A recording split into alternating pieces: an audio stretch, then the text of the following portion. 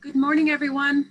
I would like to welcome you to the virtual public meeting for the Farmington Mancos-Gallup Resource Management Plan Amendment and Environmental Impact Statement virtual public meeting. My name is Teresa Ansell, and I work for a local Four Corners environmental consulting firm. I'm from the Four Corners area, and I've worked in the San Juan Basin for the past 17 years. We appreciate you all being here today.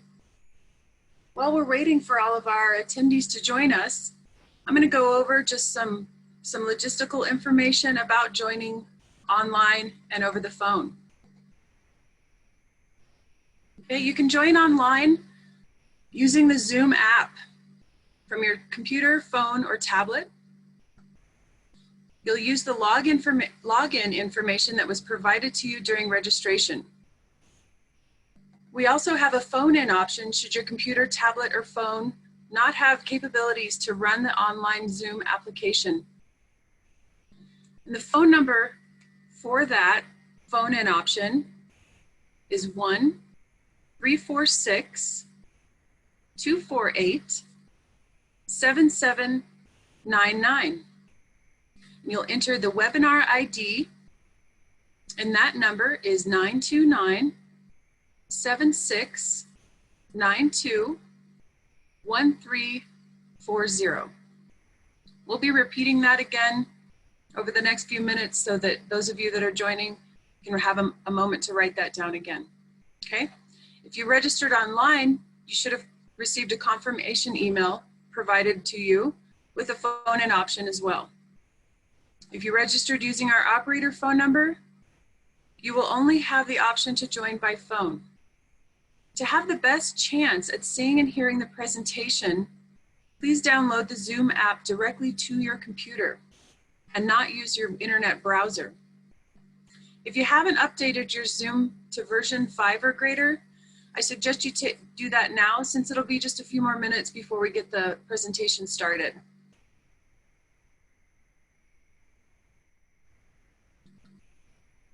Thank you, everyone. It'll be just a few moments, and then I'll repeat that information again so that those that are just joining can hear it.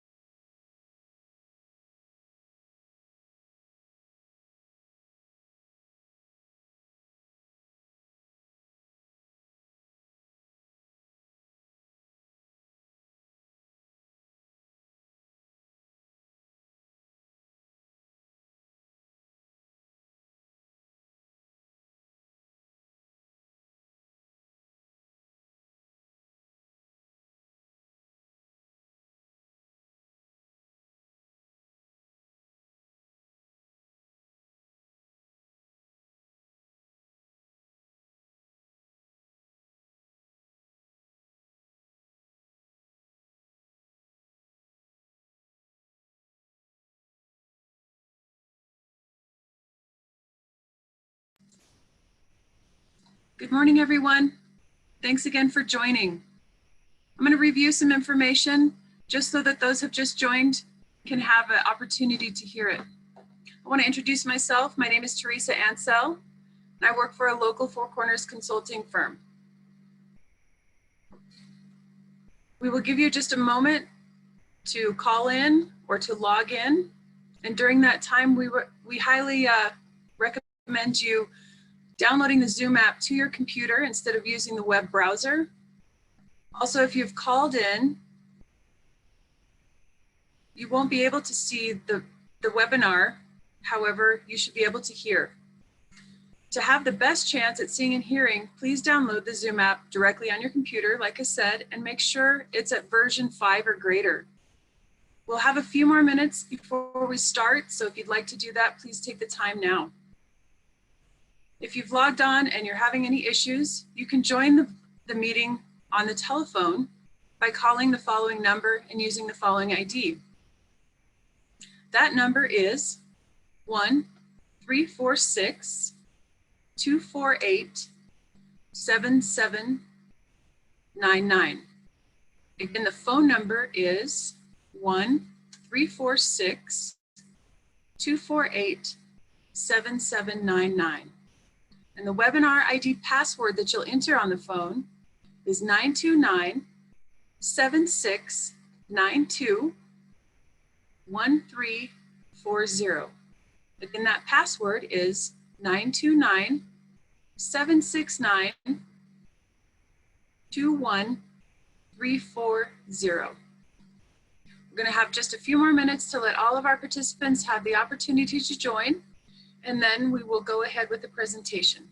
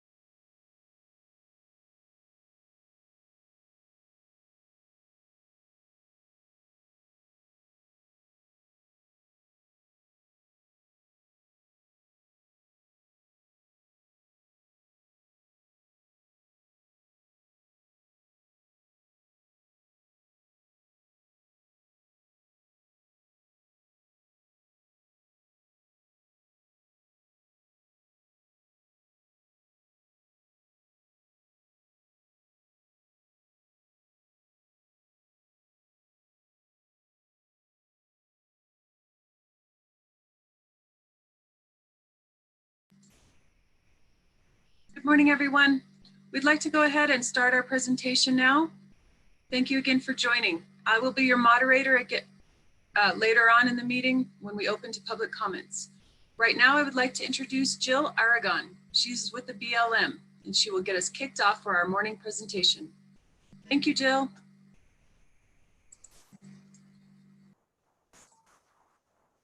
Hello, everyone. My name is Jillian Aragon, and I'm a Public Affairs Specialist for the Bureau of Land Management, Farmington District Office. We welcome and thank you for participating in the Farmington Mancos-Gallup Resource Management Plan Amendment and Environmental Impact Statement virtual public meeting.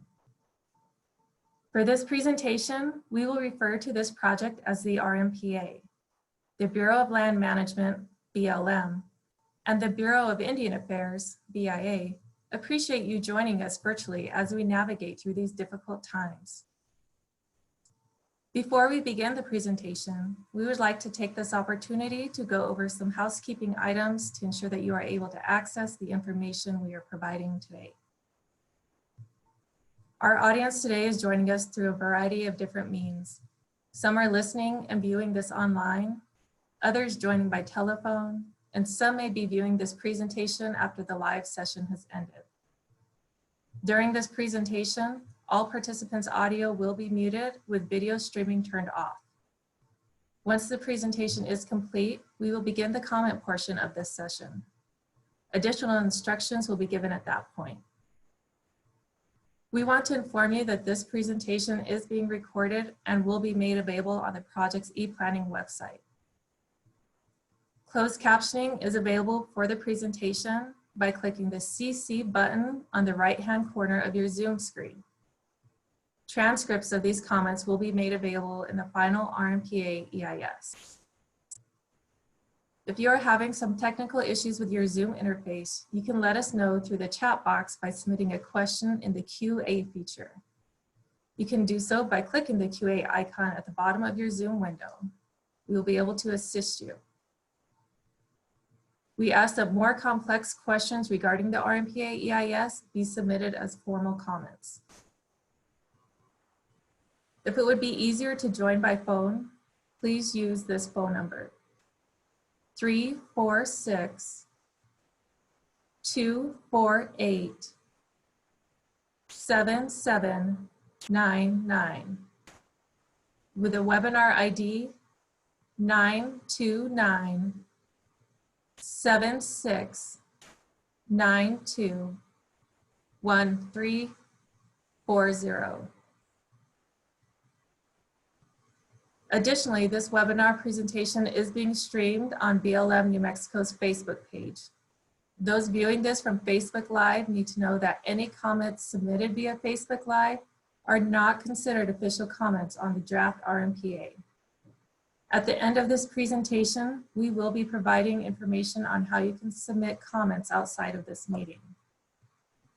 Now we will hear from the BLM New Mexico State Director, Tim Spizak, and the BIA Navajo Regional Director, Bart Stevens.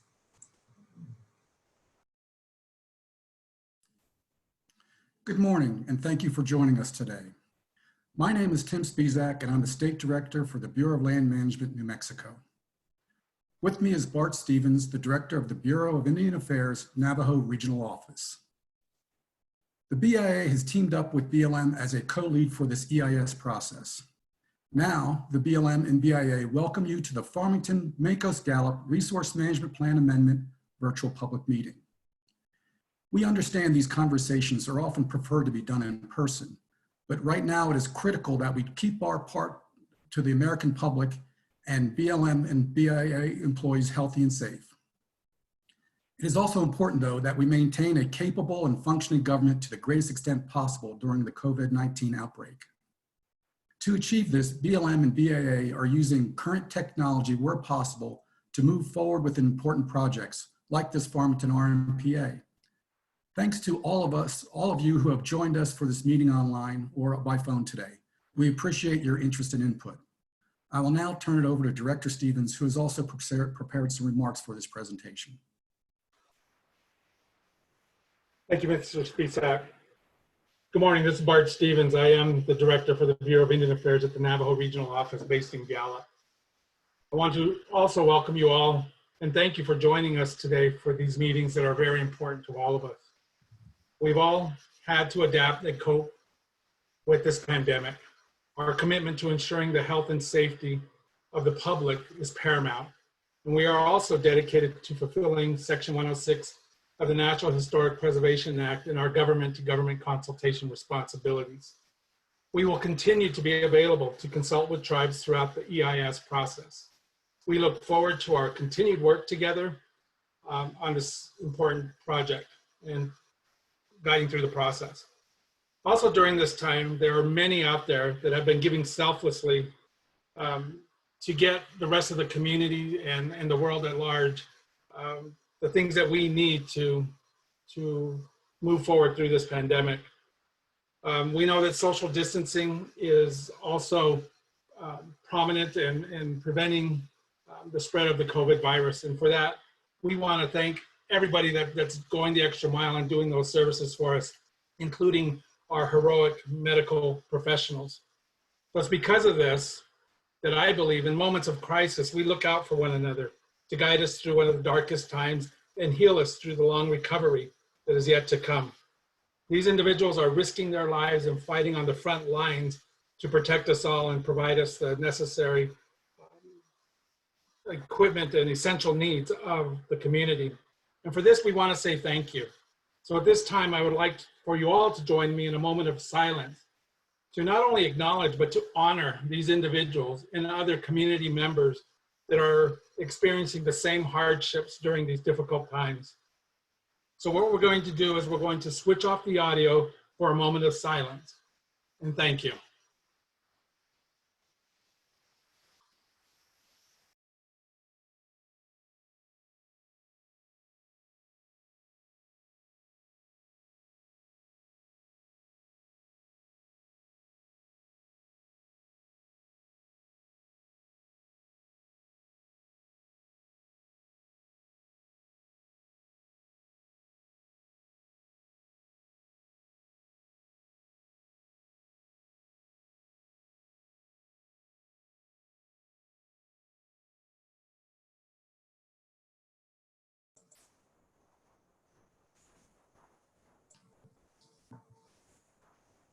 Thank you again for participating.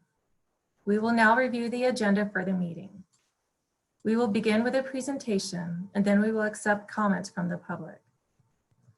The presentation will cover the EIS team, the purpose of the meeting, the NEPA process, and the project overview. We expect the presentation to last approximately 25 minutes. I'm going to go over some meeting logistics at this time. I'll give you a few seconds to grab a pen if you need to write this information down. As a reminder, this meeting is currently being recorded and will be available after the meeting has concluded. A Navajo recording of a newsletter describing the project and this process is available and can be found on the project's e-planning website. If you are on the computer, feel free to ask questions in the Zoom Q&A feature during the presentation, where BLM and BIA specialists will be working to answer you. Due to time limitations, these questions will not be read during the meeting, and we are asking participants to submit more complex questions as formal comments on the RMPA EIS. Please be courteous to other attendees by not spamming or using profanity in the QA chat box. The public comment portion of this meeting will begin after the presentation. At the close of the presentation, individuals that have signed up during registration can submit their comments. Once everyone who has registered has been given the opportunity to provide a comment, the line will be open to anyone else wishing to provide comments. We do have translators available, so feel free to make your verbal comments in Navajo. There will be one more meeting after today. You may register for this meeting either online or by calling 505-635-9701. We will repeat this information at the end of the presentation.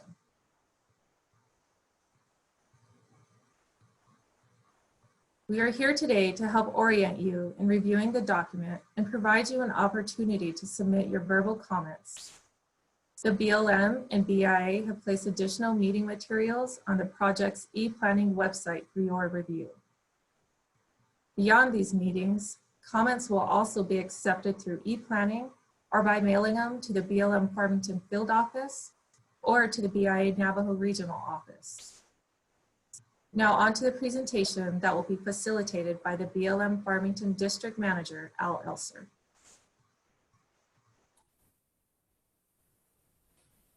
Good morning. Thank you and hello to all of our participants. My name is Al Elser and I am the BLM Farmington District Manager. Your participation in this process is valued and I appreciate you taking the time out of your days to join us as we look for innovative ways to continue our mission while ensuring that our community remains safe. The BLM is preparing the draft EIS due to changing oil and gas development patterns in the Mancos Shale and Gallup Sandstone, collectively known as the Mancos-Gallup formations, including innovations in horizontal drilling technology and multi-stage hydraulic fracturing. The BLM will use this EIS to consider amending decisions in the 2003 RMP related to impacts of oil and gas development, as well as rights-of-way, lands with wilderness characteristics, and vegetation. It's important to remember that the BLM's 2003 RMP is still valid and that this amendment could provide the agency with additional management tools within the decision space defined for the draft RMPA EIS. The BIA does not currently have an RMP for these lands, so they will be using the EIS to evaluate alternatives and resource impacts related to its authority over mineral leasing and associated activity decisions within the planning area. The BLM and BIA are preparing the draft EIS in accordance with the National Environmental Policy Act of 1969, or NEPA, which requires federal agencies to assess the environmental effects of proposed federal actions prior to making decisions. While preparing this document under NEPA, the BLM and BIA were required to comply with all applicable federal regulations.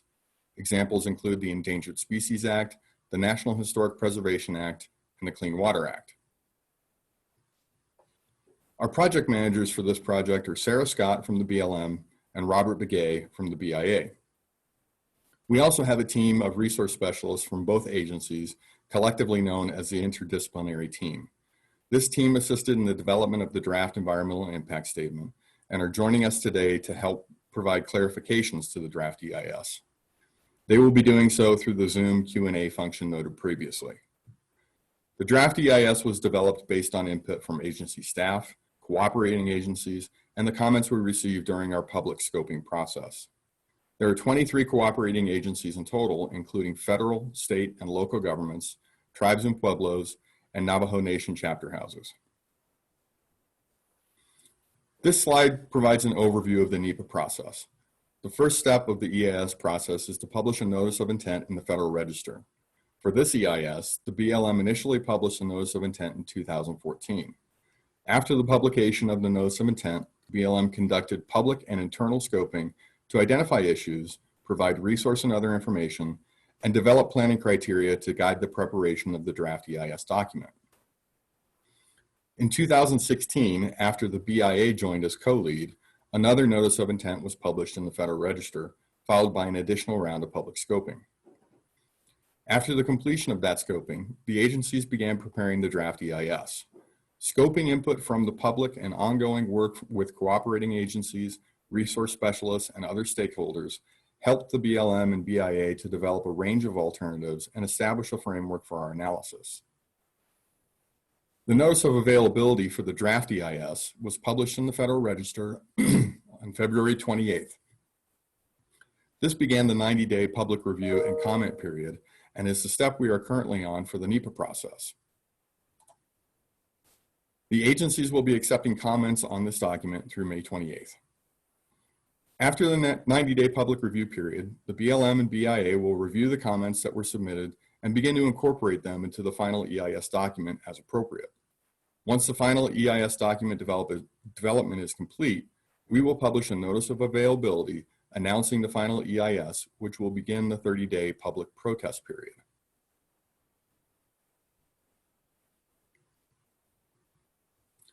The draft EIS can be found online at www.blm.gov/nm/Farmington.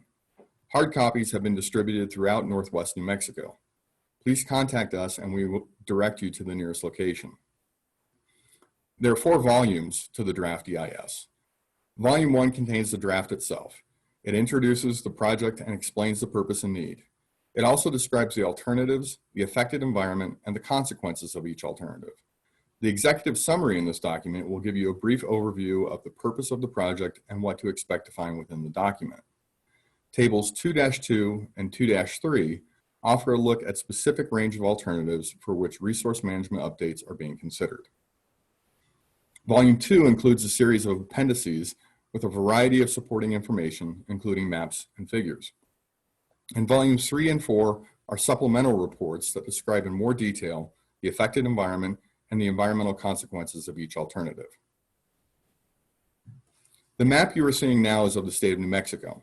Highlighted on this map in the northwest corner of the state are the lands referred to as the planning area. As we zoom into that portion of the state, we are showing the planning area that is being covered by the BLM's analysis. The boundaries of the planning area expand from the Colorado-New Mexico boundary to the north, down the south near the Vicente and Pueblo Pintado chapter houses, and from the area known as the Hogback to the west, reaching to the eastern edge of the Jicarilla Apache Nation border. The planning area includes San Juan, Rio Arriba, Sandoval, and McKinley counties, covering almost 4.2 million acres, with the BLM and BIA responsible for managing approximately half of those acres.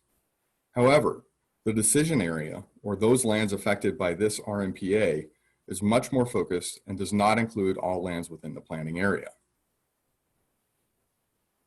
The map is now showing the BLM's decision area for this RMPA EIS effort. Only the areas in yellow on this map are subject to the updated management prescriptions being considered in the document. Existing leases will continue to operate under their current terms and are subject to the decisions outlined in the BLM's 2003 RMP. Once the final decision on this document is made, any new lease issued would be subject to the land use allocations and management decisions of the RMPA EIS. Next, we'll show BIA's decision area. Similar to the BLM, only the areas shown in brown on this map are subject to the considerations in the document. We will now merge the 2 maps to show you the decision area for both agencies.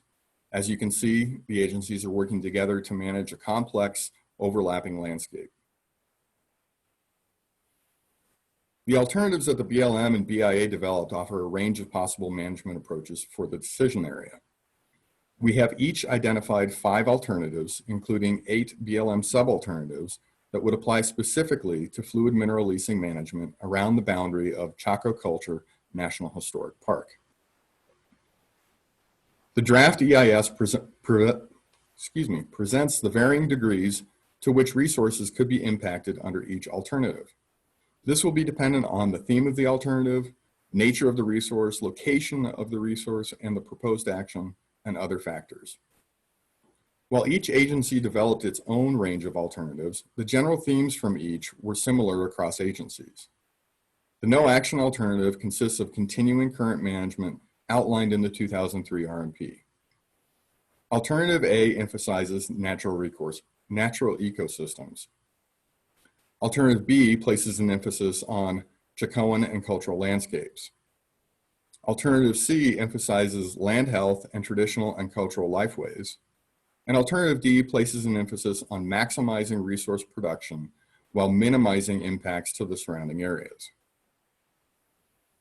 The BLM and BIA are responsible for signing their own decision for this project, and both agencies are recommending alternative C as the preferred alternative. The goal behind the agencies identifying a preferred alternative at this stage is to get the public to provide more focused comments.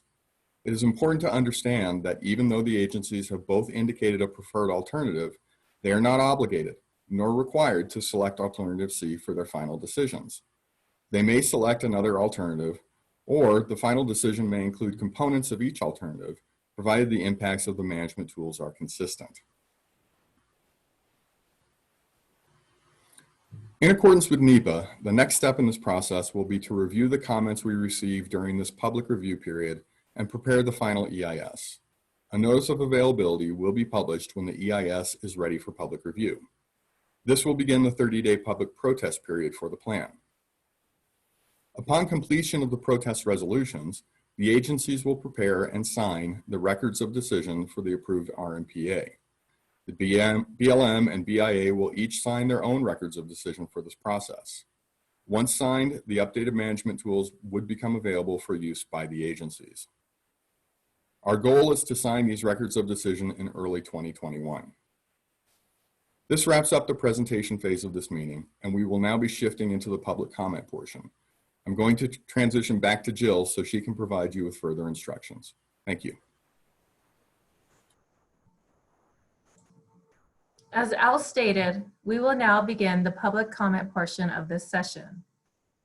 If you have not had the opportunity to review the draft EIS, you can find the document on the BLM's e-planning website, where you can also provide comments. The comments you provide on the draft EIS can assist the agencies in ensuring that we have completed a thorough analysis so that we are prepared to make an informed decision. Substantive, specific comments are the most useful for this process. These comments could include new information about the proposed action, alternatives, or analysis, identify factual corrections or flaws in the analysis, or provide information on different sources of research that could better inform the analysis. Examples of comments that are not substantive and may not help us change the draft EIS would include the following: those in favor or against the proposed action or alternatives without providing any rationale, agreeing or disagreeing with agency policy or decisions without justification or supporting data, not being relevant to the decision area or proposed management decisions, or vague or open-ended questions. Here are some examples of comments. A poor comment might include, "This document is terrible and I'm against it." A better comment would be, "This document is terrible and that you do not adequately address X impacts that this may have on X resources." The best type of comment we can receive is, "This document is terrible and that you do not adequately address X impacts that this may have on X resources. I'm attaching some results of studies that were conducted for your review." A comment moderator will be assisting in this next session as we announce speakers and ensure that your phone lines are unmuted for commenting. We will be taking comments in the order that requests were received during registration. Online registrants first, and then phone registrants. When it is your turn to comment, the moderator will announce you by the name you registered under. If you are on the web application, when you hear your name, please use the raise hand feature so the moderator knows you are available and ready to offer your comment. For commenters that are joining by phone, the moderator will identify you by the last 4 digits of your phone number. When you hear your phone number, press *9 and the moderator will unmute your line and you can begin speaking. Once all registered comments have been given, and if time allows, we will open the floor to anyone wishing to provide additional comments. We will offer this to callers on the phone first, and then offer to those joining by Zoom. If a person is cut off or does not get an opportunity to comment, they are welcome to submit their comments via the means listed on this screen. This information will be given again at the end of this meeting. To ensure that we are able to receive as many comments as possible, we are limiting each commenter to 3 minutes. After 3 minutes are complete, the commenter's microphone will be muted and we will move to the next person. If anyone is speaking in their official capacity as a government official, please let us know for our records. We want to remind commenters that they are being recorded and to please be courteous to the audience by not using profanity while providing your comments. We ask that once it is your turn to speak and your line is open, to please state both your first and last name and spell them for us. We would also like to remind commenters that the BLM and BIA are here to take your comments. However, we will not be responding to these comments at this time. Responses to all comments will be included in the comment report that will be published with the final EIS. As a reminder, we do have over 50 resource specialists available to respond to questions submitted through the QA chat box. Teresa will now kick us off with our first commenter.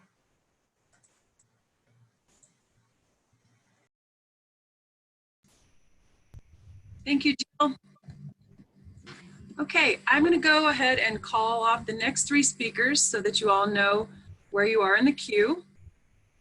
And we'll get our timer set up.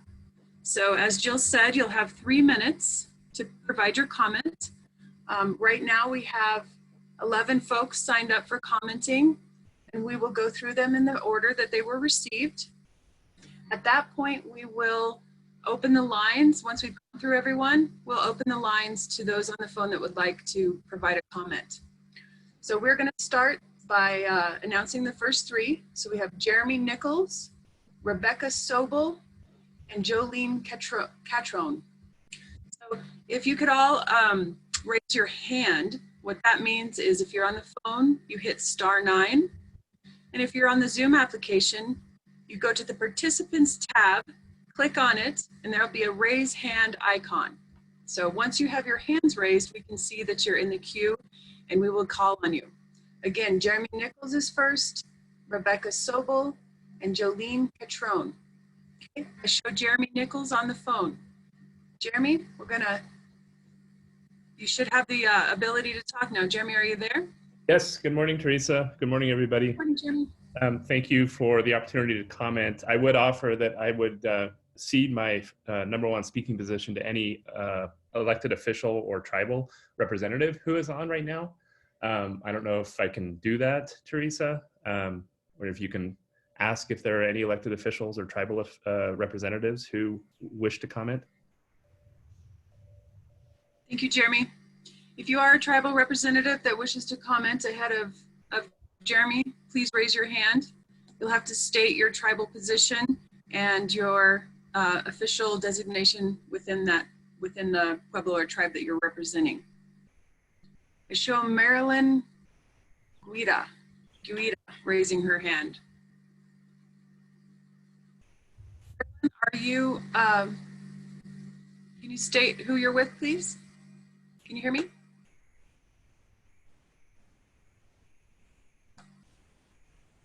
Unmute. Okay, here I am. Hi, this is Marilyn Guida. I am brand new to looking at this issue, and I just went to the e-planning website, and I can't really figure out what to do after I've located the number of the EIS, I guess it is, the NEPA. Is it number Marilyn? 208? Marilyn, can you state who you're with, which tribe or pueblo that you're representing, or government official? I'm not representing anybody but myself. I live in El Paso, Texas. Okay, well, we're opening it right now to folks that may be representing a government official, and I'm not Okay. seeing it on the line, but we'll come back to you, All Marilyn. right, come back. Thank you.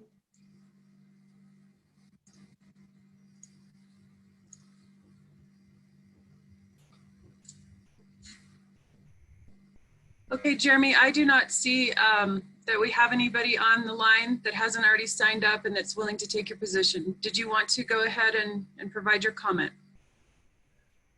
Yes, thank you, Teresa, and thank you for asking the audience to see if there are any tribal reps or elected officials. Thank you for the opportunity to comment this morning. I just want to echo the sentiment that's been expressed so far at all these meetings, which is that they are a travesty right now in terms of meaningfully engaging the impacted public, and in particular the impacted tribal communities that are involved here.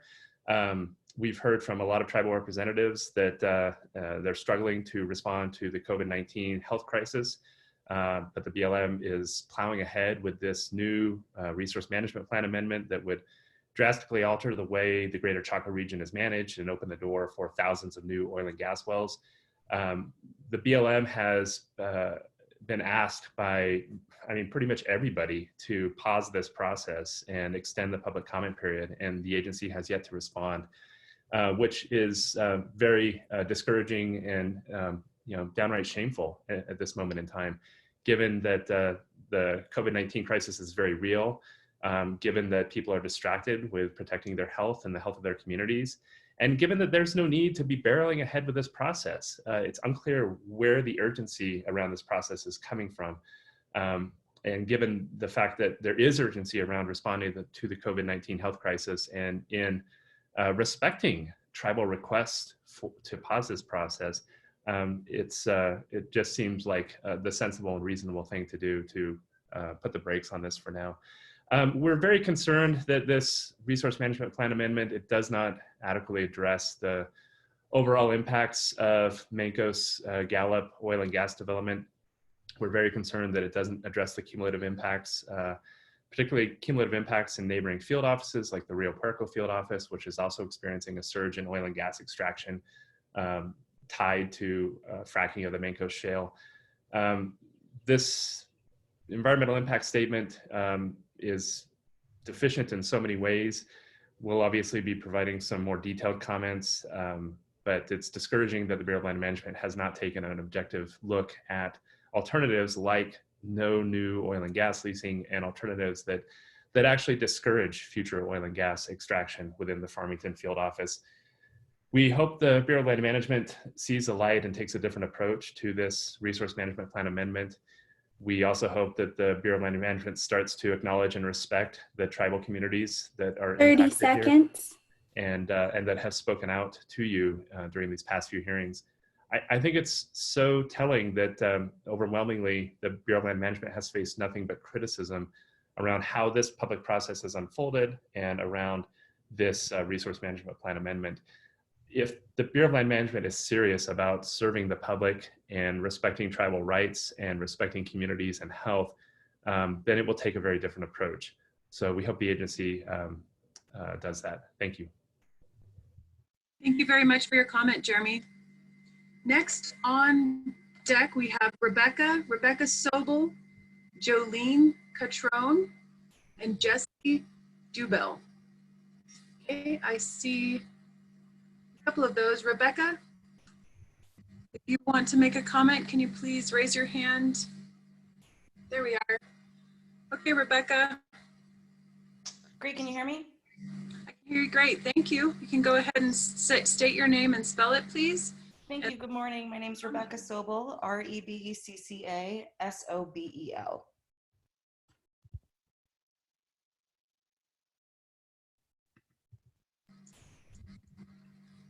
Perfect, Rebecca. Okay, great. Yep, you can go ahead. I'd echo the comments of my colleague Jeremy Nichols, who spoke before me. I was also present at the 2016 and 2017 scoping meetings on this RMPA, where thousands of people attended, more than 11 scoping meetings that were at impacted tribal communities and in Albuquerque with strong Pueblo attendance. That these meetings are online with muted faces and censored comments and dead air more than meaningful comments shows you and should show BLM the farce that this process has become. I don't think it's a stretch to assume that this, for the public to rightfully assume that this process is nothing more than a sham in an effort to steamroll more drilling plans in Greater Chaco, where the public has resoundingly asked for restraint and an end to drilling.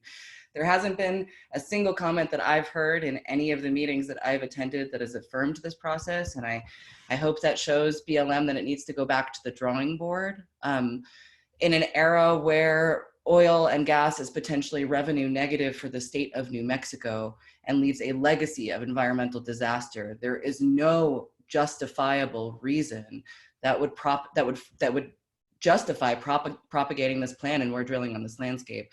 And with the remaining minute and 38 seconds of my time, I will leave you with the song that has been played multiple times over this session as a sentiment to how the public is feeling in response to this drilling plan.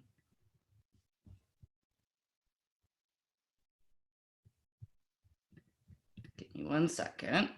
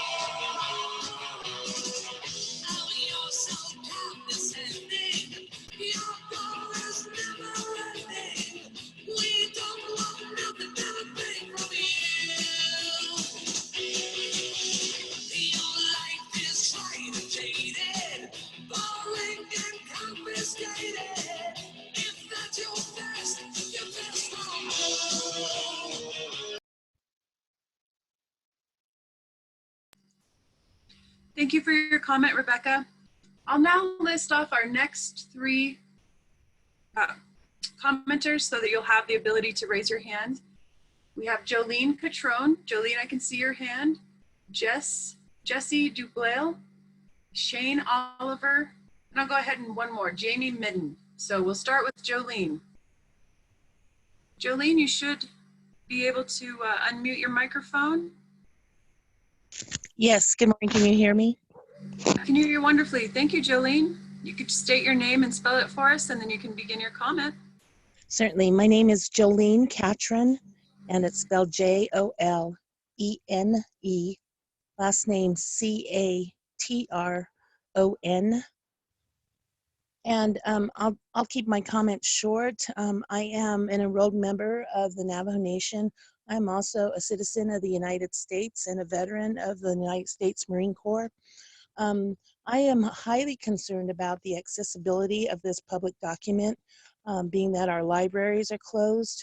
I have no way to access the document other than my Android phone, and try reading 4 volumes on an Android phone to submit meaningful comments is just ridiculous. So I just wanted to make that statement. I don't know if there's other public places where I can access the document, but most places are closed right now because of the pandemic. So I think that this public comment period really should be extended. And I respectfully request that this the statement period be extended so that everybody has access to the document in order to review it and to understand it and to provide meaningful comments to it. So that's the end of my comments. Thank you. Thank you very much for your comment, Jolene. We really appreciate that. Next on board, we have Jesse Dubell, Shane Oliver, and Jamie Midden. Jesse, you should be able to unmute your microphone. Can you hear me? Can you hear me, Teresa? Yes, sir, I can hear you. Thank Wonderful. you. Thank you. My name is spelled correctly on the screen, Jessedeubel. Thank you and all the presenters this morning for taking time on a Saturday to provide this presentation and accept this public comment. I am the Executive Director of the New Mexico Wildlife Federation. New Mexico Wildlife Federation is the state's oldest and largest sportsmen and women's organization representing hunters and anglers across the state. And one quick point of clarification, the hunters in New Mexico, the public land hunters rely very, very heavily on BLM lands. And one thing I think it's important for all participants in this meeting to recognize is that when we talk about BLM land, we're not talking about land owned by the BLM. We're talking about land that's owned by the American people. And the BLM is tasked with the management of those public lands. And so, like others have said, this process is not doing justice to the public landowners of New Mexico and of this country. Members of the Navajo Nation and the Pueblos are among the hardest hit by the pandemic. Many tribal leaders have closed down non-essential government operations. Virtual meetings do not constitute meaningful tribal consultation, and they fall short of the Trump administration's trust and treaty obligations to tribes, as members of the Navajo Nation and the Pueblos have repeatedly expressed. Tribal leaders, the Secretary of the New Mexico Department of Energy and Minerals and Natural Resources, New Mexico's entire congressional delegation have all repeatedly called on this administration to extend the comment period to give people more time to weigh in and ensure that communities are able to meaningfully participate in the process. The mayor of Aztec joined these calls recently and also requested a comment extension. The public deserves the opportunity to be heard about this destructive plan, but so far the Trump administration refuses to listen. Putting in place permanent protections for Chaco Cultural National Historical Park is the only way to ensure that future leasing and drilling does not destroy the irreplaceable historic and cultural resources found in and around Chaco Canyon. Please extend this period. Thank you very much.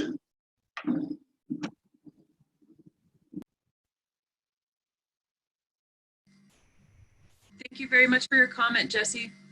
We will now move on to the next. I will list off the next three commenters: Shane Oliver, Jamie Minden, and Felina Romero. Again, to raise your hand if you're on the phone, you hit *9, and to raise your hand on the online application, hit the participants button and then the raise hand icon. Shayna Oliver. I'm not seeing her on the list, so if you're on the phone, Shayna, please hit *9. Okay, not seeing Shayna. We do have Jamie. Jamie Midden is up next. Hi, can you hear me? Again, welcome, Jamie. It's spelled Jamieminen. I'm here representing Silicon Valley Youth Climate Strikes. The Navajo Nation is already being hit incredibly hard by the coronavirus, and instead of providing aid, the Trump administration is choosing to kick these people while they're down and take 7% of the little land that they have left. It is my understanding that stealing someone else's land for personal gain is illegal, and I guess that this country doesn't really care when laws are broken to hurt Black and Brown communities anymore. This is criminal, to steal someone else's land for greed and personal gain, especially when this country's Indigenous people have already suffered so much at the hands of the government in the past. This is the 21st century. Why are you, the Bureau of Land Management, yet again allowing this to happen? Thank you for your time.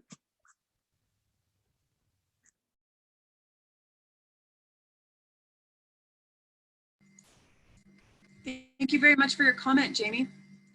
I'll now list the next three that we have on deck. So Felina Romero, Fern Caceres, Marilyn Guida.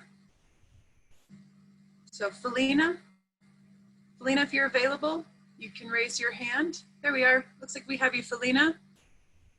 Felina, would you like to make a comment this morning? Yeah, sorry, I'm still trying to process and wake up.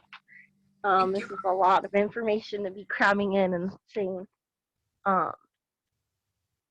Is there a way you could come back to me in a second? And I'm still waking up. I kind of need process time to wake up. Is that possible? Yes, ma'am. Yes, ma'am. We can come to you after our other participants have had an opportunity. Thank you, Felina. Okay, next on deck we have Fern, then Marilyn Guida, Aaron Sims, and our last speaker we'll have Felina as our last speaker, and then we have Melinda Sanchez. So Fern Caceres, sorry if I say your name wrong. Fern, can you hear me now? Yes, can you hear us? I can hear you. Thank you, sir. If you could please spell your name for our audience on the phone. F-E-R-N, last name C-E-R-E-C-E-R-E-S.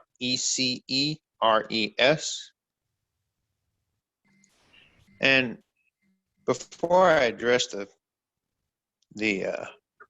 let's say BIA issue, I want to address the Trump name being thrown out. BIA has used just about any presidential opportunity. We've had so many different administrations. It's the government administration. It's not Trump. People need to really wake up. But concerning this issue, I've not seen anything that shows fracking to have a non-environmental impact. In fact, there has been some serious issues associated with fracking. And I would be interested in knowing what BIA is using as a standard.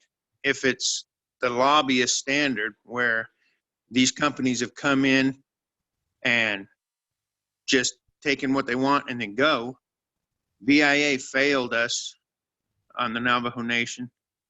When it came to the coal, they ended up robbing them of their proper payments, being underbid. BIA didn't do anything about it. Won the case twice, got thrown out twice. Never really a good explanation after it was proven that they did that on purpose. So I don't know what BIA is doing to prove that this is going to have no impact or minimal impact on anything. And then the other component is, if you're going to write this RFP out, you need to make it to the people and put a way in there that through arbitration, not even some legal mumbo jumbo, just simple arbitration with the weighting on the side of any Navajo individual or the people in general that should be able to sue the BIA for any mismanagement. They've already proven their ability to mismanage. They've very little proven their ability to manage. So I would like to see how and where the people and the government, the Navajo government, can go after the BIA as part of this process, because they have consistently mismanaged anything that they touch. The Navajo people and many other people have not benefited from BIA. As a matter of fact, it's been shown to be terrible at what it's 30 supposed to be doing. seconds. And people get hurt in the process. They need a process that's successful for getting retribution at the rate that BIA does their stuff. Outside of that, people need to understand that it is a government process, not an individual president. They love to throw that name out there, but it's a bit of a joke. It's been on both sides of that fence. Bye. Thank you for your comment, Fern. We really appreciate it. Okay, after Fern, we have Marilyn Guida. Marilyn, you can raise your hand if you're on the online application by hitting the participants button. Okay, Marilyn, we see your hand. After Marilyn, we're going to have Aaron Sims, Melinda Arvizo Seco, and Felina Romero. Marilyn, can you hear me? Yes, I can hear you. How about you? I can hear you perfectly. Please Okay, say thank your you. name and spell it for our audience. We appreciate it. Thank you. Yes, Marilyn Guida, Marilyn, Guida, Guida, and I am in favor of postponing the process until we get past the COVID, until the Navajo people can access the comments. And also, I'd like to point out that fracking it causes underground earth movements, earthquakes. This has been found in Texas, where I live, and other parts of the United States. So these earth movements can cause damage to Chaco's ancient structures and the rock geologic formations where the ancient petroglyphs and pictographs can be damaged. So this is not only physical damage, but spiritual damage to the people of the indigenous cultures of the area. That's all. Thank you. We thank you very much, Marilyn. Thank you for that comment. Okay, before we move on to Aaron, Melinda, and Felina, I'd like to announce that I did get confirmation that if you don't have access to the internet to download the document, we would like to extend the following options for you to contact BLM and BIA to request a hard copy, okay? So if you need to, grab a pencil. I'm going to provide you that information so that you can call or email our project managers with that request, okay? So if you need a paper copy of the EIS, please call Sarah Scott, okay? Sarah's with the BLM. Sarah Scott's number is 505-564-7689. Again, Sarah Scott with BLM. Her phone number is 505-564-7689. Okay, Sarah's email address, okay, Sarah Scott is sscott@blm.gov. Okay, sscott@blm.gov. Okay, our other project manager is Mr. Robert Begay. Okay, Robert's phone number is 505-863-8515. Again, Robert Begay with the BIA Navajo Regional Office at 505-863-8515. Okay, Robert's email address is his first name, Robert, ROBERT dot BEJGAY, the number 1, okay, at BIA.gov. Again, that is ROBERT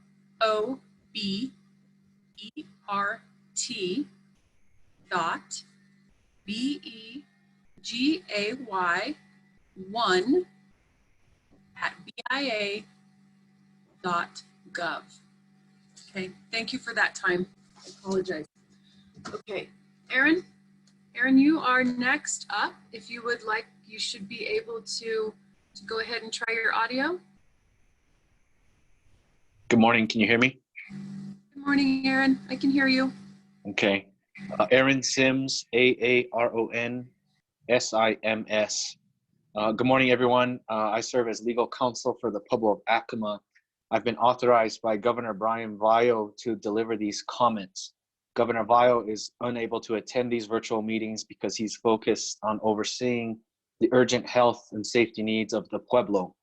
ACMA has significant interest in the RMPA and has invested significant time, resources, and personnel, and is a cooperating agency under the EIS process. ACMA is frankly appalled that the BLM and BIA have plunged forward without considering ACMA and other tribes' ability to meaningfully participate in this process, despite Pueblo and other tribal cultural resources being a subject of this planning document. Governor Vio, along with the All Pueblo Council of Governors and other Pueblos, have submitted urgent requests for an extension directly to the Secretary of the Interior, the BLM State Director, who's on the phone today, and to BLM District and BIA regional leadership, also on the phone today. But ACMA is shocked that no one has responded and no effort has been made by leadership to contact ACMA regarding its concerns. Due to the pandemic, the measures ACMA has had to take are extraordinary. ACMA has closed the reservation to all non-residents, with checkpoints being manned 24/7 and stay-at-home orders to ACMA residents. Therefore, ACMA has closed all non-essential government departments, which includes its TIPO office, and redirected significant resources to actively feed, rehouse, and provide medical care for ACMA residents. Normally, as a participant in the RMPA process, ACMA takes significant measures to review documents, internally convene discussions, and develop information to share with the agencies. ACMA routinely sends its governor, other tribal officials, its TIPO and TIPO advisory members, along with ACMA's attorneys or other persons to RMPA meetings. This is how serious ACMA treats this process. For this reason, the BLM and the BIA should recognize how ACMA is absolutely in no position to focus its attention on the RMPA. We're not attempting to be obstructive, but we are faced with the reality of an ongoing emergency. I'd like to remind you that upon issuance of the draft RMPA, ACMA and other stakeholders were engaged in a 3-day Section 106 meetings, which objectives were left incomplete, with a mutual agreement to reconvene and complete just weeks later. In the 2 weeks thereafter, the COVID emergency prompted the BLM and the BIA, at the urging of consulting tribes, to postpone the March 18th and following April Section 106 meetings. That was the right choice. However, the emergency continues to this day, coinciding almost entirely with the 90-day public commenting period. Therefore, ACMA reiterates its request for an extension of the May 28th deadline and opposes these virtual meetings as a meaningful method of public and tribal participation. I see that I'm out of time, so I'll finish the rest of my comments, Teresa, when I come back, when you reopen the mic, if that's all right. Appreciate that, Aaron. Yes, we have 2 more speakers, and then you can come back on and you can have the floor, okay? Thank you. If that's okay. Okay, thanks, Aaron. We appreciate that, extending that. Melinda Arviso Seco. Melinda, are you on? If you're on the phone, Melinda, I think you're registered on the phone. You do hit *9, and that will raise your hand, and then I'll unmute you. Okay, I'm not seeing Melinda. Melinda Arviso.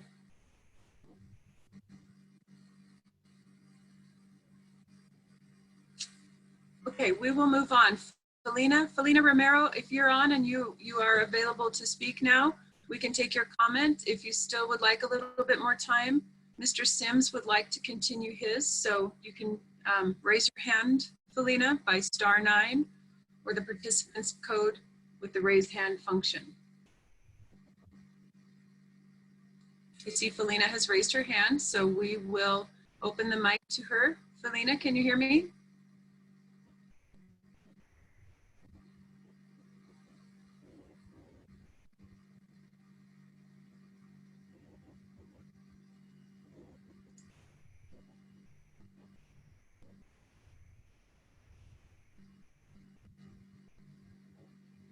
Okay, we may be experiencing some technical difficulties here. Yeah, Felina, if you're talking right now, you haven't unmuted yourself, so you might need to unmute yourself. Hit the icon should be appearing on your screen or device. There you go. Oh, okay. There we go. Okay, Thanks, there we Art. It's Felina Romero, Felina Romero. I would like us all to recognize that 1 barrel of oil produces 4 to 7 barrels of produce water, which is wastewater filled with 500 to 1,000 different unknown chemicals.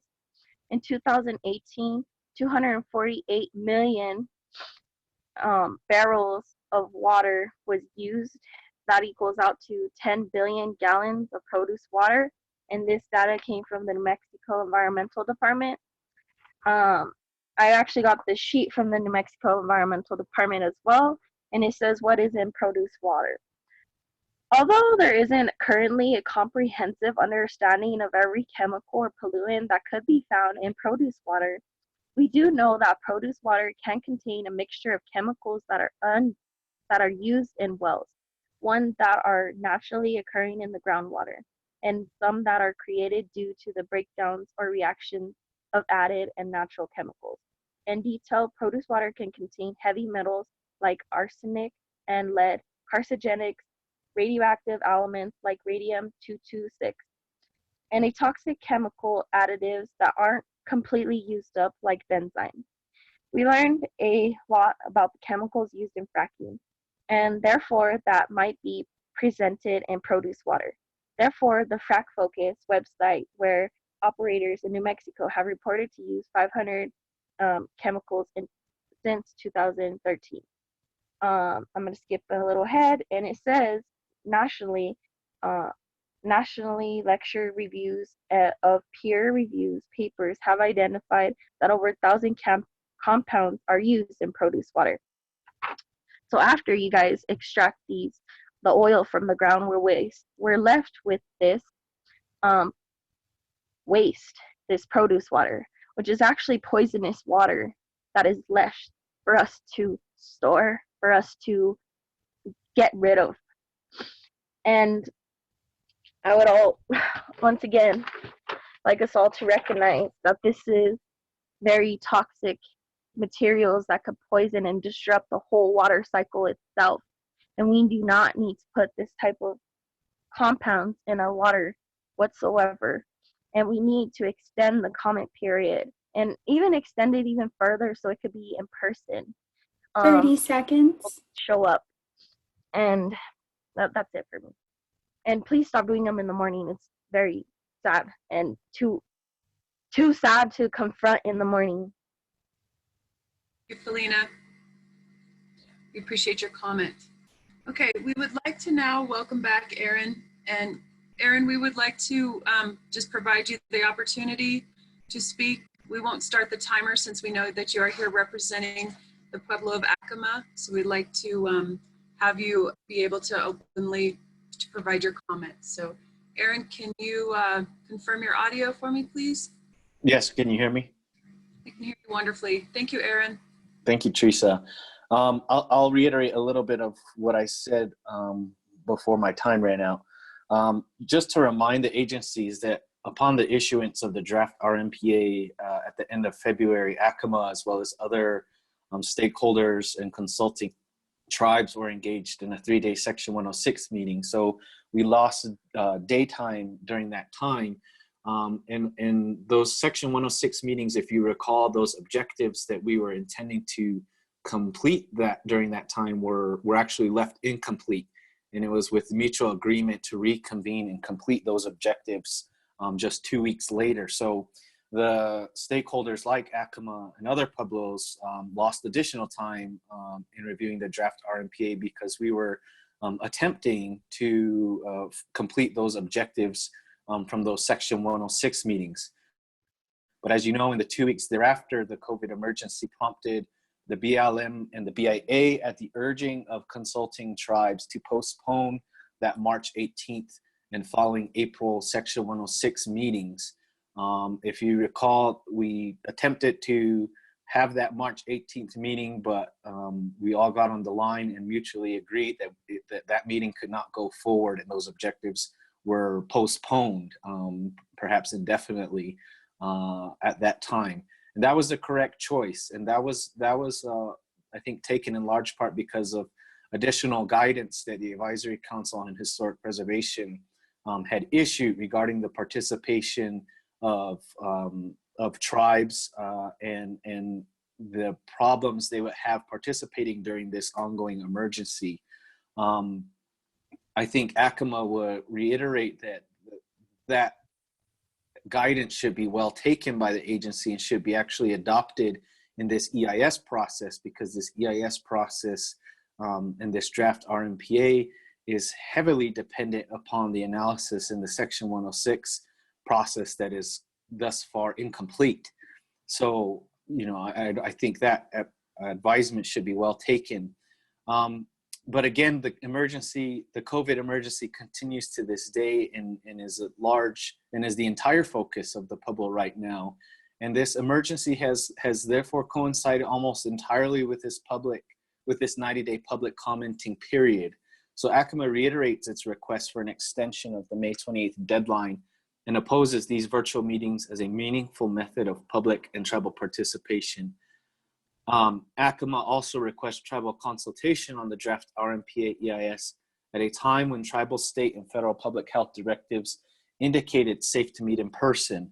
We also reiterate the request that I know you've heard mentioned previously by other Pueblos and the All Pueblo Council of Governors of a request made on behalf of the All Pueblo Council, which ACMA is a member, made by Chairman Governor Chavarria earlier this year directly to Interior. ACMA further adopts by reference the public comments made by APCG on Thursday, May 14th during this virtual meeting. If forced, ACMA intends to comment on this important draft document, but the unwillingness to consider ACMA and other stakeholders' ability to meaningfully participate will undermine the efficacy of this NEPA process. I'd like to just add two additional pieces of information and observations. Just yesterday, I was informed that ACMA extended its closure of the Pueblo and Essential Tribal governments through the end of this month, so through June 1st, so well past or past the May 28th public commenting period. If all goes well, ACMA does intend some phased reopening of its tribal government, but that's largely going to limits, still have significant limits on staff attendance, as well as travel restrictions within the community, within the state, and and outside the state. So there's still going to be significant, I think, challenges for ACMA to participate, and still a large focus will remain the protection and safety of its community. I don't know what the community order will be, but that's from what I understand how tribal government would hopefully be moving forward at the end of the month. The other observation I do want to make in regards to this platform is I know that having seen some of the replays of the past two meetings, I know there's a difference between the accessibility of folks able to who have adequate internet to use the Zoom application, and those folks who are forced to call in on cell phones or landline or whatever they have. One of the functions that I've noticed in terms of equal opportunity to fully engage is actually the chat feature that is being used as part of this Zoom function. I know in some of the previous meetings, federal team or representatives aren't soliciting comments from folks who deliver those comments either via when it's their turn to speak, but there is the functionality on the Zoom of this Q&A section, and I see, Becky Boyle. I haven't met you, Becky, but I do know William Penner from EMPSI on here, who are able to, in some instances, answer some limited questions and provide some information on that function. And that function, I'm assuming is available for those who are calling in on the phone. So I just want to note that as part of this record, that in terms of equal opportunity to have comment and feedback, that there is a discrepancy between those who can call in on the Zoom internet function or those who are calling in on their phones. So that's something that I think should be noted in my opinion, is going to silence a lot of the feedback that you will be getting from folks who don't have access to internet. And as you're well aware, or maybe you're not, Acoma is largely one of those communities that lacks broadband access. So if we were to have Acoma people calling in, they wouldn't have the ability to use those kinds of functions if they're able to get internet or even cellular coverage to begin with. So I'll end my comments there, Teresa. So thanks for letting me take up a little bit more time. I appreciate it.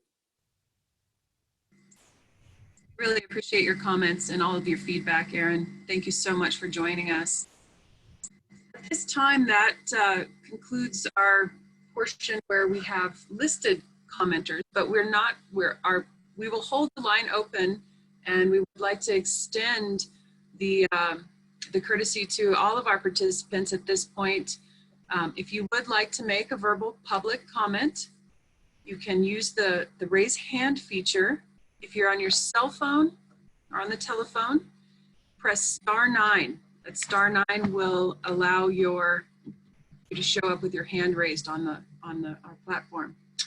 And then if you're on the web-based, navigate to the participants tab, and there you should find a hand raise icon. At this point, I would like to announce Rebecca. Rebecca Sobel has her hand raised. Can you hear me? There you are. Hi, Rebecca. We can hear you. Go ahead, please. Do you need me to spell my name again? Yes, please. REBECCA-SOBEL.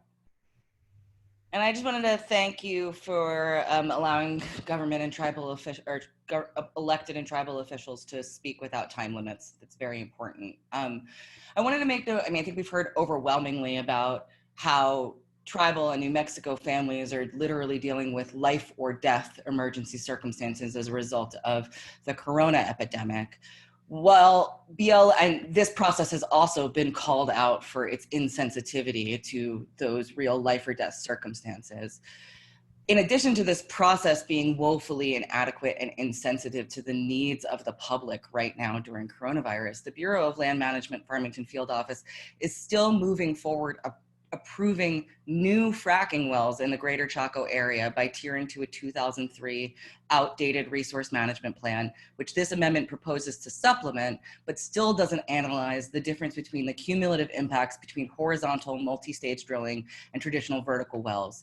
This is a difference of between 1,000 and 10,000 feet of drilling, massive amounts of water quantity and quality pollution, massive amounts of air pollution, and serious significant impacts on local communities and disenfranchising and fragmenting local communities' social fabric of their community life.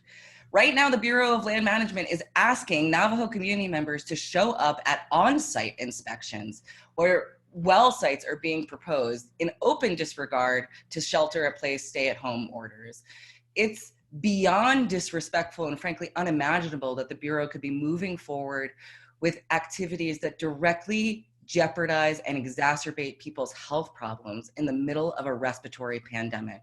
So not only am I echoing the calls to suspend and extend this process so that people can deal with real world, real life immediate problems, I'm also asking the Bureau of Land Management and reaffirming the asks for the Bureau of Land Management to suspend all related oil and gas drilling decision-making in this area while people cannot respond and meaningfully engage in any form of public process, including on-site oil and gas inspections and siting. And it's ludicrous that the agency would be thinking about drilling more wells when oil and gas is revenue negative right now for New Mexico, and for the price per barrel of oil has never been lower in the United States. Thank you for the time. Thanks everyone for their comments. I see the rest of my time. Thanks, Rebecca. We appreciate your comment. We have Jolene Catron. You are up next.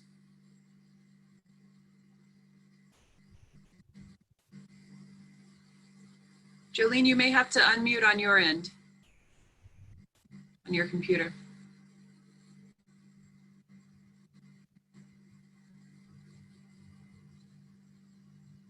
Yeah, Jolene, I think we saw you mute and unmute quickly, so you might need to hit that button one more time, just to be sure that we're not hearing you at this point. So just be aware of that. So if you just touch your screen on your device or display, hit it one more time and then hit the unmute button.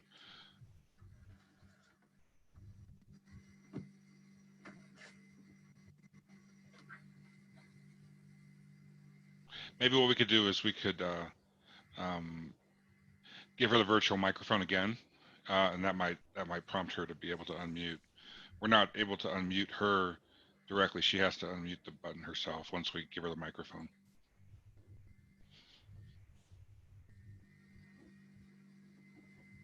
So Jolene, we see that you have the virtual microphone right now.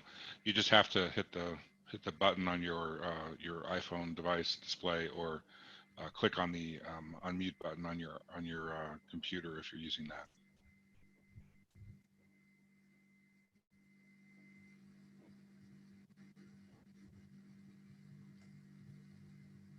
While we, there we go. Jolene, you should be able to speak now. Oh, she hit it back again. So Jolene, the other option, the other possibility here is that you're pushing down on your space bar, and you have maybe something on your space bar, and that's preventing you from being heard. The space bar sometimes will be a constant mute button on Zoom. So if you have a piece of paper or a phone or something that might be on your space bar, that might be what's causing the problem and holding you in a mute situation. So that could be the other situation that's going on. We're still not able to hear you though, so just be aware of that. Thank you, Art. Mm-hmm. Yeah, and let me try one more thing here to see if I can help the situation.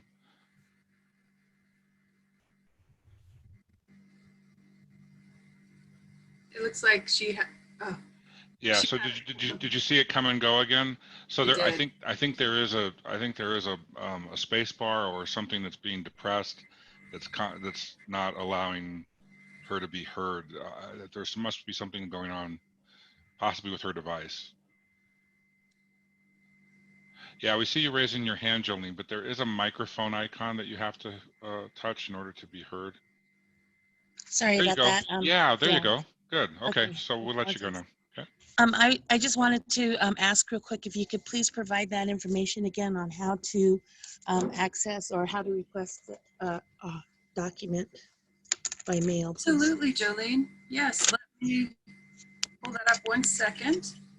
Okay. Okay. Again, I would like to, if you would like to request a copy of the EIS, as Jolene had stated earlier, you can contact Sarah Scott at the BLM. Your phone number is 505-564-7689. 505-564-7689, and that's for Sarah. Sarah's email is sscott@blm.gov. G-O-V. Sorry.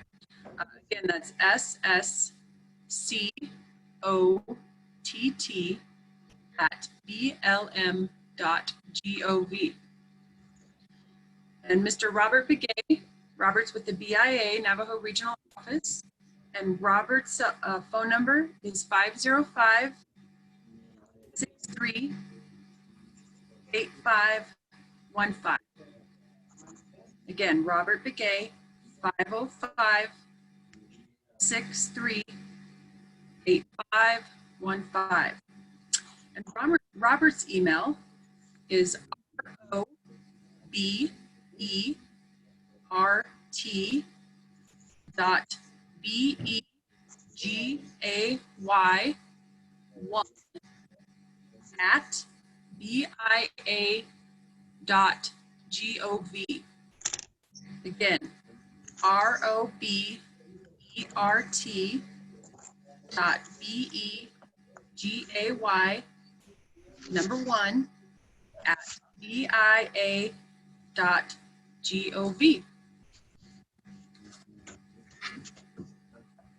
Thank you, Jolene. At this time, we are still accepting public comments.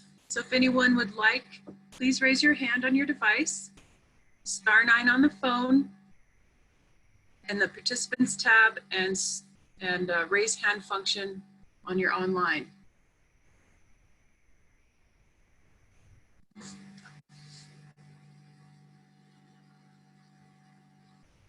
We have just over 30 minutes available. I do want to let everyone know that we will hold the line open. We will continue to monitor for folks raising their hand up until our 11 p.m. or 11 a.m. end time. We do have a phone caller that would like to provide a comment. Thank you. The last 4 digits of your number are 6108, and you should have the ability to speak now. Can you test your audio? Good morning. Good morning. We can hear you great. Can you please state your name and spell it? My name is Roger, first name, middle initial A, Lewis, Lewis, from Standing Rock, Chapter House, or District 15 area. Perfect. Thank you, Roger. Go ahead. Yes, I didn't get the first part of your meeting. I guess I was kind of just going back and forth on how to access your meeting, but it sounds like you were talking about gas and oil on lands, I guess BLM lands and so forth. But I guess my comment would be that I think we should still have some meetings, maybe after this thing is over, that we should all, the surrounding communities should be invited and have individuals, voice their opinions on all the process of what's going on. I think without all this, we're in an area, northwest area, which is McKinley, Cibola, and San Juan, which is kind of hard hit by this pandemic. And we don't really have access to a lot of communication things like laptops or computers and what have you. And I was just saying that maybe more comments would be made, other than that, maybe even meetings with a lot of distancing, involved and what have you. But I kind of read a little bit on the newspaper. It's on the newspaper, Independent Gallup, and that's how I got this phone number again. Now I was listening on the radio too, driving around, and I couldn't get the old numbers really in line when you're driving around with you talking, giving out phone numbers. So, but that's it. I guess on all cultural sites should be avoided and things like that, and where it impacts the native culture and traditions, plants and what have you and stuff like that, herbal plants, and that is my comment. So I hope you all understand that we understand that this needs to be done very, very, with everybody involved, like I said, with the communities, the respective chapters around those areas that are impacted. Thank you. Thank you so much, Roger. We really appreciate you taking the time to call in and track the number down. We appreciate your attendance. We would like to also remind everyone that we do have translators available as well. If anyone on the phone would like to leave a comment in Navajo, you can. Again, we'll hold the line open until 11. And the floor is open for anyone who would like to raise their hand to provide a verbal comment. We do have just at 30 minutes. Looks like Mr. Sims. Mr. Sims is wanting to provide another comment.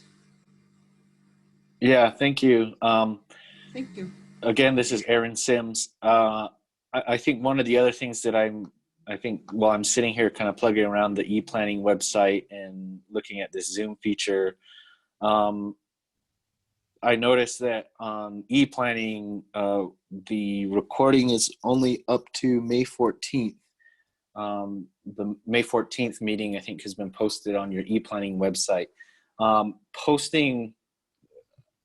think posting the last few meetings on Facebook isn't a viable means of providing the public comment, and shouldn't be treated as the agency meaningfully providing that information to everyone. One of the things that I'm really concerned about is the gentleman who just spoke before me, who's calling in on the phone, wouldn't be privy to the virtual public meeting materials, wouldn't be privy to the now 23 questions that have been responded to or 23 question and answers that have been posted on the Zoom Q&A feature. And I have no idea what Q&A information was delivered at the prior 3 meetings. So there's pertinent information in some of these responses that conceivably would help public commenters shape their opinions, shape their comments, and that kind of information just isn't available. And certainly the e-planning website is about now, is old by 2 meetings.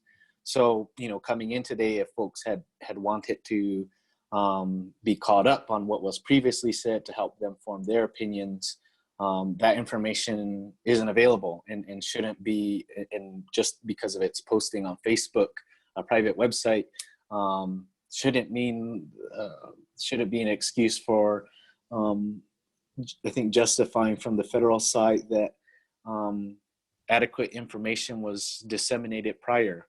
So I just want to make that comment because as much as folks are limited in their, there's different levels of limitation in being able to fully participate in this, and I think that that's becoming more and more apparent as we sift through all this information that the agencies have posted online, have made available via not only their e-planning, but on other private websites like Facebook. So I think that's problematic here and should be taken into account and noted. So thanks, Teresa.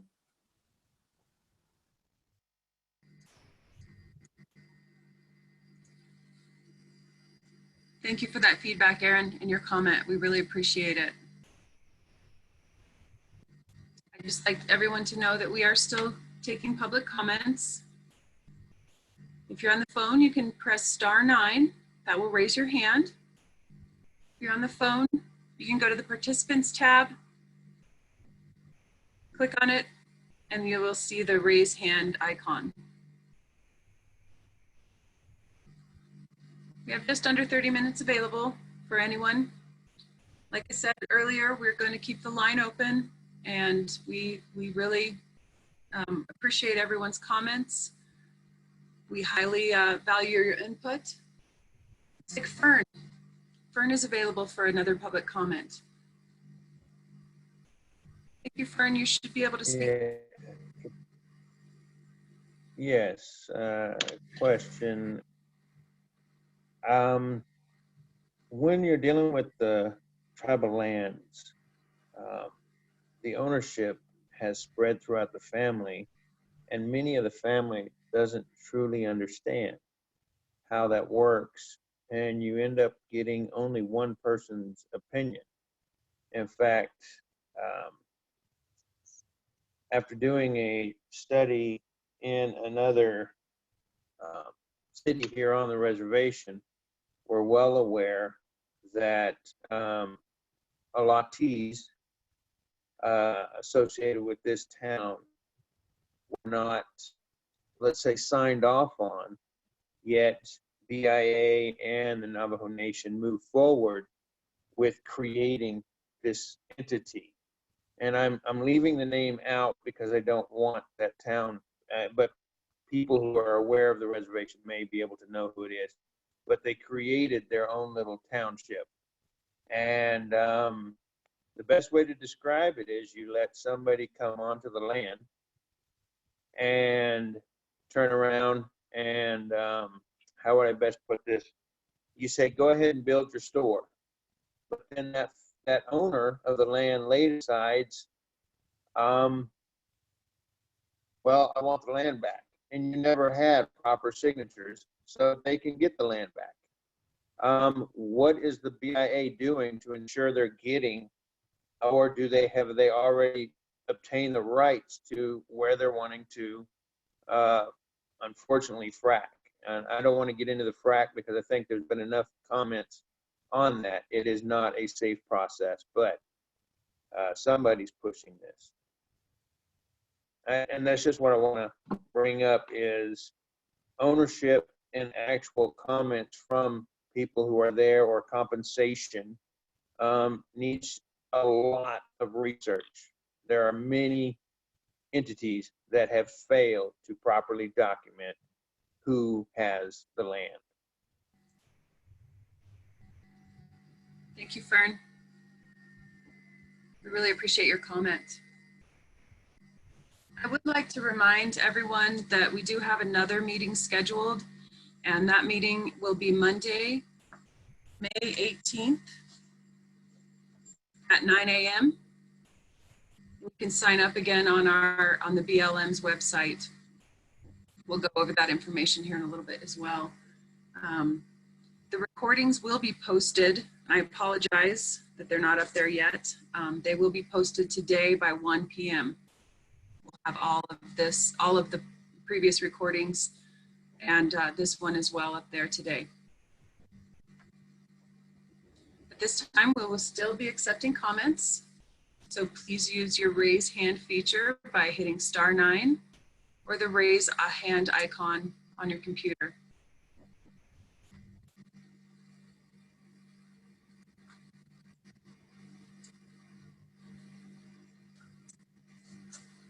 We do welcome your comments and we really, really appreciate them.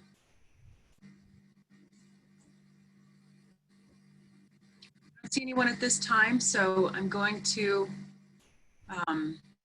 try to play a little song so that we don't have just the blank space. We got some feedback on that. So if, it looks like we have Felina back. Pardon me. Felina. Thank you so much. It's Felina, Felina, Romero. I just wanted to bring this to everyone's attention. We have 65,052 active oil and gas wells in New Mexico right now. The number of inspectors we have with the Oil Conservation Division is 9, and with the New Mexico Environmental Department it's 7. So 7 people were able to conduct 224 total inspections of last year. And with the Oil Conservation Division, with 9 people, they said they were able to conduct 29,936 inspections. And those numbers seem fairly odd. And I also wanted to bring to everyone's attention that in 2019, there was a produce water incident. There was 772. With the crude oil, there was 435. With the natural gas and methane, there was 210 incidences, and the total of 1,558 spills had happened last year. That's all the spills that goes down into our groundwater, into our land. It could go out and affect the animals that the indigenous people rely on to hunt. I just wanted to bring that to our attention, how many oil and gas rigs we have and how many explosions and incidences we had. I also wanted to bring to light my friend Penny has an oil rig 100 feet in her home, and it exploded with produce water all over her house. Recently, her dog had drank some water that came from the sky. It was just rain that was sitting there, and he drank the water and he got sick, and he was seizing up and having some very bad difficulties. And her dog had died just by drinking the runoff water that came down from the rain. So our rain and our land and our home is already being affected, and it's already going through apocalyptic side of things. And we do not need any more of these wells in our homeland. 30 seconds. We just start putting people's lives over the profit of these corporate greed. And please listen to us and hear us and feel us. That's it. Thank you. Thank you, Felina. We appreciate your comment. At this time, we will still keep the floor open. So we welcome anyone that would like to make another public comment. If you've made one already, you're more than welcome to make another one. We do have about 20 minutes left, so we want to extend the offer to all of you. Please join us to make a comment. You can hit *9 on your phone, the raise hand feature on your device. I would like to let everyone know that I misspoke a bit earlier, and I really apologize. These recordings take some time to process, and so I got some confirmation that we will have the recordings available tomorrow. So my apologies for misspeaking. I didn't mean anything by it. So tomorrow you should be able to access, the first one is on the BLM planning, and then we will have yesterday's 2 meetings and this morning's meetings on there. I do want to announce as well, there will be some information. I think Jill discussed this earlier, but we do have information in the Navajo language. So if you go to that website, there will be a newsletter that provides the information on the project. And that was translated into Navajo, and it will be available in audio file. You can also request a paper copy of the EIS from the project managers, as I mentioned before. We're going to put their information back on the screen here in a little bit, so you'll have the opportunity to see that, and we will read it off again. Okay, I'm not seeing anyone raising their hand, so again, please raise your hand. You can also give your verbal comment in the Navajo language or your native language. We will have translators available after the meeting to translate your message, or your comment, excuse me.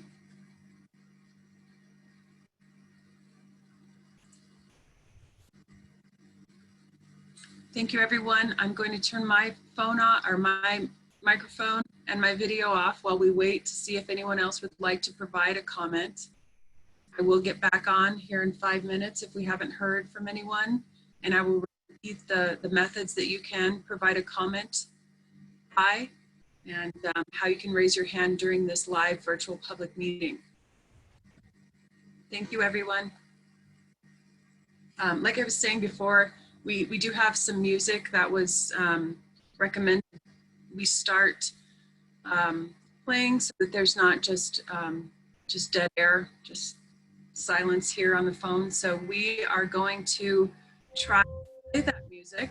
Looks like Megan's getting it going for us.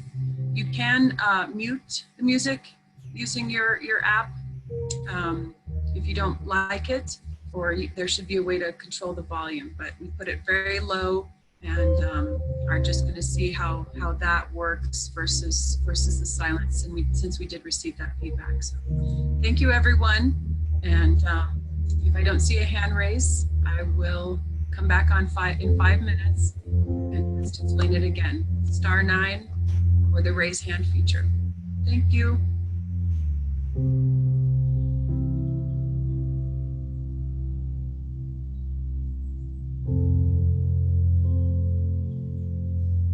Thanks, Megan. If you could stop the music, please. We do have Jeremy back on. Jeremy, you should be able to speak now. Jeremy, can you?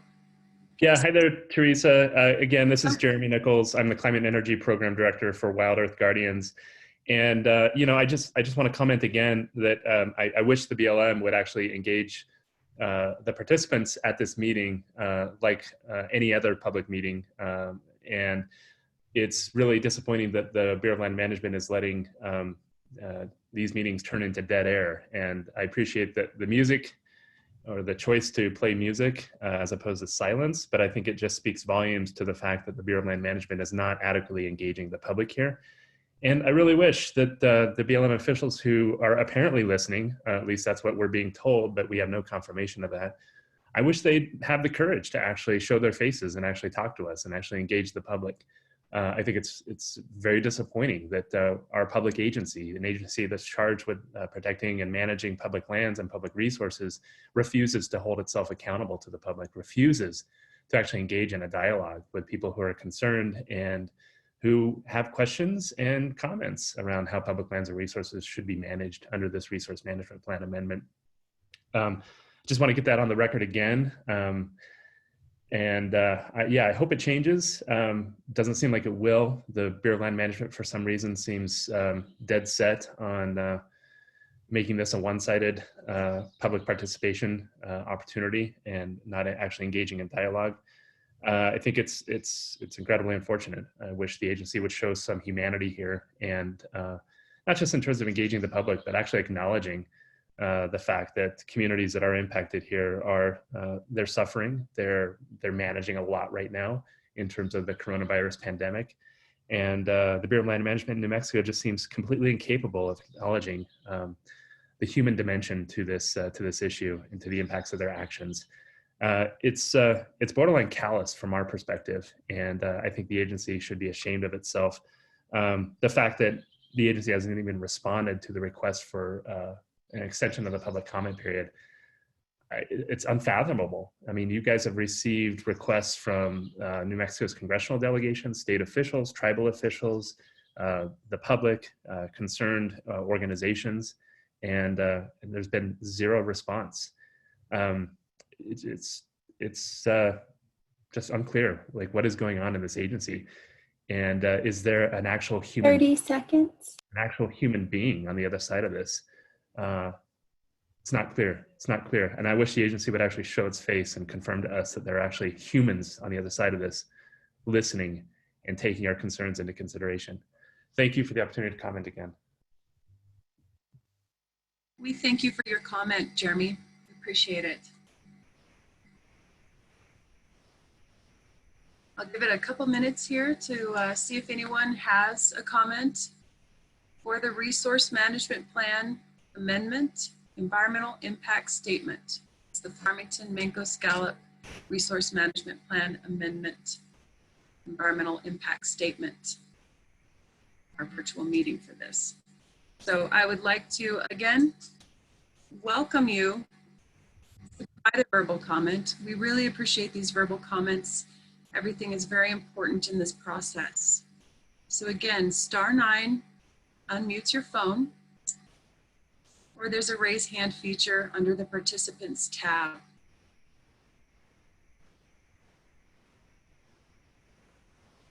We have about 10 minutes left, so that's plenty of time for anyone that would like to provide a comment. We recommend you raise your hand and give us a comment. We appreciate it.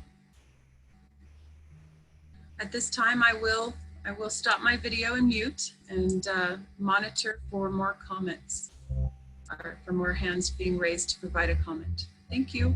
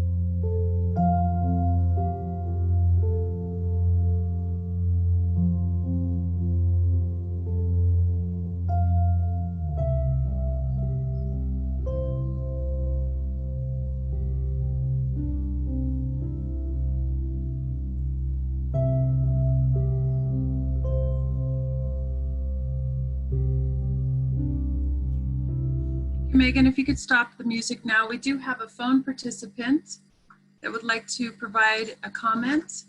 The last 4 digits of the phone participant's phone number are 2068. Following our phone participant, we have Aaron Sims, who would like to make another comment. Our phone participant should have the ability to state their comment now. Can you hear me? Yes, good morning. My name is Eddie. Morning, Eddie. Can you hear me? I can hear you, sir. Can you hear me? Yes, sir, Eddie, I can hear you. Can you hear me? Yes, I can.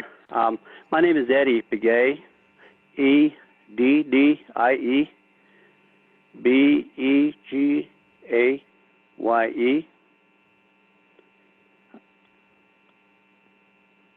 Did you get the information? Got it, Eddie. Thank you so much, sir. And you can go ahead with your comment when you're ready. You will again have 3 minutes. Thank you. Thank you. I have relatives in the Chaco area, and I'm also an allottee. I recently received a shutdown notice from the gas producers from my allotment, and the reason given was the COVID-19. The startup for production that they gave is unknown at this time, and so the allotment that I have was issued to my grandparents by the Secretary of Interior in 1919 and 1920. This was when Woodrow Wilson was president. The oil and gas was leased by BIA. I think it's important that we know where the allotments were issued from and how the oil and gas were leased. The participants in what we're talking about today is a part of it, and it's very important. And so I do have some questions. First question I have is that does this amendment address the downturn of oil and gas development? And the second question I have is how long will this amendment and EIS be valid? And I hope my concerns that I expressed this morning are considered substantive by the federal government. And so thank you very much for allowing me to make a comment on the subject that we're talking about this morning with the EIS. Thank you. Thank you, Eddie. We very much appreciate your comment. Aaron? Can you hear me? Hear you, Aaron. Thank you. Okay. Yes, this is Aaron Sims. If it's okay, if the federal agency wants to respond to Eddie's question, I can wait if you want to respond to his questions. Thank you, Aaron. At this time, we are in the public format comment session, and so if you can go ahead with your comment, we will proceed. Thank you. Okay. And I think that makes the point. You know, an individual like Eddie, thank you for your comment and question. I would hope would be answerable if we were one in a public forum or two or public in-person forum, but even two, that it would be answerable if Eddie were calling in on the Zoom platform. There are a number of questions similar to Eddie's that I think could be clarified that have been attempted to be clarified by facilitators on the Q&A function of the Zoom platform. And so I raise that as a point because in trying to, as part of the goal for today of explaining the RMPA, explaining those kinds of questions that Eddie has about applicability of this RMPA and other questions, there's a difference here in terms of participation and being able to have access to information that the agencies are trying to disseminate here. So I raised it as a point. And secondly, I appreciate, well, actually, probably I don't appreciate the music. And I think that dead time could be better spent perhaps going through some of those Q&A questions that are accessible to the limited public who's able to use Zoom. Certainly not accessible to those individuals on the phone. That folks like Willie and Penner are providing information. They're responding to questions with sections in the RMPA of where you can look for this. They're putting information there about applicable executive orders. And so there's a huge discrepancy about participation here. And so, you know, I really don't appreciate the music and the dead time. If you're trying to provide information to the public, both the public being accessible here on the internet or accessible by phone, then provide that kind of information, which will otherwise be known to all of us. It's not enough to say we'll put it up online afterwards, because we're here in this meeting now, and we came to this meeting now today to get the information we need to respond to you, because you know, who knows if we'll be able to call in on Monday. So I think it's pretty ridiculous in terms of that kind of information and limitations. You know, I'd like to know, you know, who's on the line today from the federal folks. It's not enough to just say we'll post it later. I'd like to be able to have that information, so if there's appropriate people who need to respond, they can respond. So that's my comment, but thank you, Teresa. Thank you so much, Aaron. We do appreciate your feedback. At this time, we have 2 more minutes remaining. I have Jesse Dubell. Hello, Teresa. It's Jesse Dubell, again with the New Mexico Wildlife Federation. And I want to say very quickly that I appreciate everybody who's provided comment during this meeting, those on the Zoom and by telephone. I think some wonderful points have been made. I think these comments have been very genuine and very authentic. I imagine many of the people commenting here today have also sent letters. I certainly know that I've sent a number of letters. I've sent letters to many individuals throughout the agency, and what I've requested is that we extend the comment period and that we put this process on hold until after the pandemic, so we can have meaningful engagement from the participants that are unable to participate currently with this virtual format. And what I'd like to say is that none of my letters have been responded to.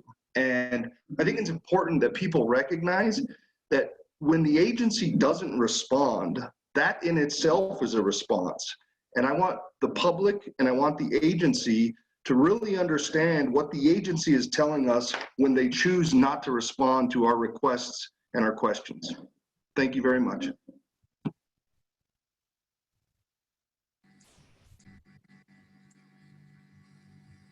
Thank you, Jesse. We appreciate that comment and all that feedback. This time, it is 11. If anyone still wants to make a comment, you can for a few more minutes here. You can press *9 or raise your hand feature. Turning it back over to Jill after we're done here, and she's going to give us some more information on how to comment and other things like that. So please stay tuned, and we will turn it over to Jill here in just a minute.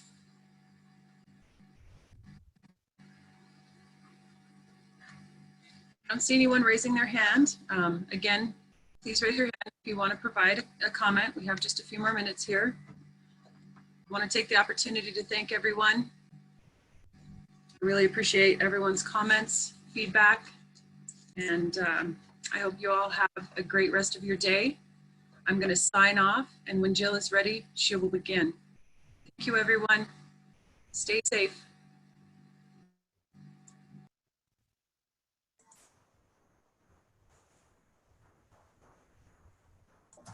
Hi, everyone. Again, my name is Jillian Aragon, and I work for the Bureau of Land Management. And on behalf of the 50+ BLM and BIA ID team members that are here with us today, we want to thank you for your time and comments. The BLM and BIA value your input and will continue to accept your comments on the draft EIS through May 28th. Any comments received or postmarked after the May 28th date may not be considered. Please note that the May 28th date is the deadline for the public comments. However, the BLM and BIA will continue to consult with tribes, consulting parties, and cooperating agencies beyond this date and throughout the EIS development process. I will be sharing the information that you can use to provide additional comments and who to contact directly if you need further assistance. You can go to the BLM's e-planning tab at the online portal www.blm.gov/NM/Farmington. You can also leave a voicemail comment by calling 720-213-5786. Or you may mail your comments to either project manager at the following addresses: Sarah Scott at 6251 College Boulevard, Suite A in Farmington, New Mexico, 87402. Or to Robert Begay at 301 West Hill Avenue in Gallup, New Mexico, 87301. If you have additional comments or questions that you need some clarification for, please contact BLM Project Manager Sarah Scott at 505-564-7689, or BIA Project Manager Robert Begay at 505-863-8515. There is one more meeting scheduled after this one, and that'll take place on Monday, May 18th at 9 a.m. Mountain Standard Time. You may register for this meeting either online or by calling 505-635-9701. This concludes today's virtual public meeting for the Farmington Mancos-Gallup Draft Resource Management Plan Amendment and associated environmental impact statement. Thank you for joining us today. Have a great day and stay well.